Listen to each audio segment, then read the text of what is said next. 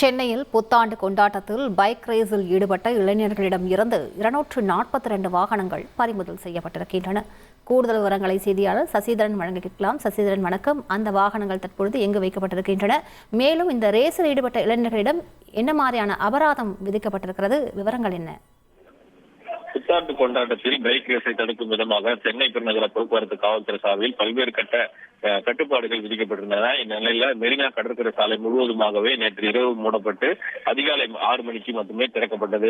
Bike race நடைபெறும் என்பதால் போக்குவரத்து போலீசார் முழுவதுமாக பேரிகார்டுகளை தடுத்து பணிகளில் ஈடுபட்டு வந்த நிலையில் அதனையும் மீறி மற்ற சாலைகளில் பைக் ரேஸில் ஈடுபட்ட வாலிபர்களிடமிருந்து ஒரு 242 பைக்குகளை சென்னை பெருநகர காவல்துறை எல்லைக்குட்பட்ட பகுதிகளில் பறிமுதல் செய்திருப்பதாக சென்னை போக்குவரத்து காவல்துறை தகவல் தெரிவித்திருக்கிறது.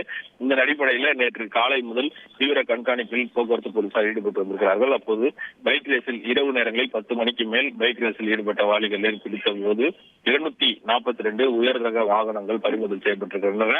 அவற்றை மோட்டார் சைக்கிள் அனைத்தும் புத்தாண்டு தினத்தன்று வாலிபருக்கு எச்சரிக்கை வைக்கப்பட்டு அபராதம் விதிக்காமல் அவர்களிடமே திருப்பி ஒப்படைக்கப்படும் எனவும் சென்னை பெருநகர போக்குவரத்து காவல்துறை சார்பில் தெரிவிக்கப்பட்டிருக்கிறது.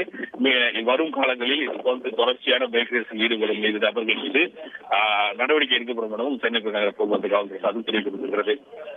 விரிவான விவரங்களுக்கு நன்றி சசிதரன். செய்திகளை உடனுக்குடன் தெரிந்து கொள்ள உடனே சப்ஸ்கிரைப் பண்ணுங்க.